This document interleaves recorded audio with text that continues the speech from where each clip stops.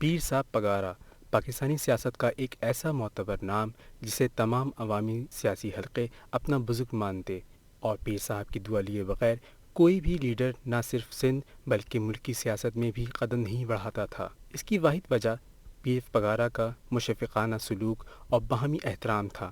پیر صاحب پگارا کا تعلق بر صغیر کے ایک روحانی گھرانے سے تھا جس نے اولیاء اور صوفیہ کی تعلیمات کو اپنایا اور انگریز سامراج کے سامنے سینہ سپر رہے۔ پیر صاحب پگارا 22 دسمبر 1928 کو آبائی گاؤں پیر جوکوٹ میں پیدا ہوئے۔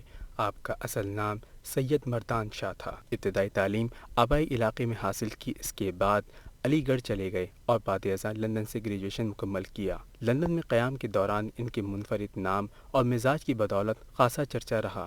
اس دوران پیر صاحب نے نصاب کے علاوہ بھی کئی علوم سے شغف رکھا۔ انگریزوں کے خلاف آواز اٹھانے کی پاداش میں پیر صاحب پگارا کے والد پیر صبغت اللہ شاہ راشدی کو برطانوی حکومت نے پھانسی کی سزا دے کر شہید کر دیا۔ اس کے بعد پیر صاحب پگارا گدی نشین ہوئے۔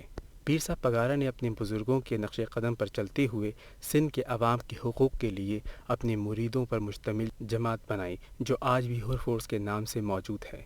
اسی حر فورس نے افواج پاکستان کے شانہ بشانہ دشمن کا مقابلہ کیا۔ پیر صاحب کی ان خدمات کے علاوہ مادر ملت محترمہ فاطمہ جناح کی قائم کردہ جماعت مسلم لیگ فنکشنل کے سربراہ کے طور پر بھی انہوں نے خدمات سر انجام دیں۔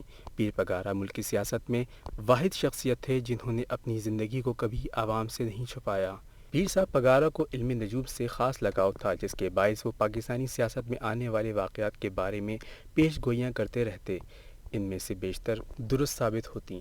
سیاسی شطرنج پر انہیں خاصی مہارت حاصل تھی، یہی وجہ ہے کہ ان کی آشرواد کے لیے ملک کا ہر سیاستداں ان کی رہائش گاہ پر موجود نظر آیا۔